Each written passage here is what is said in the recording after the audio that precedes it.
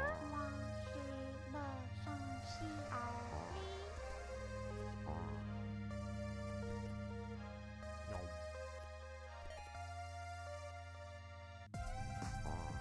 Đúng.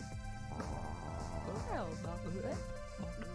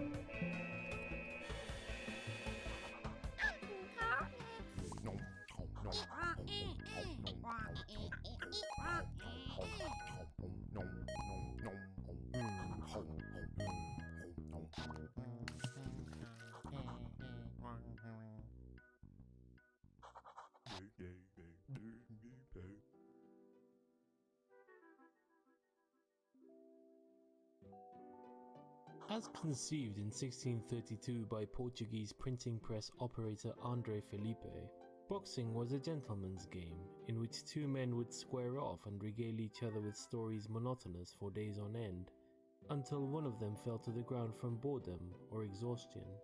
Over the next few years, the new sport developed a respectable following of a few hundred local socialites.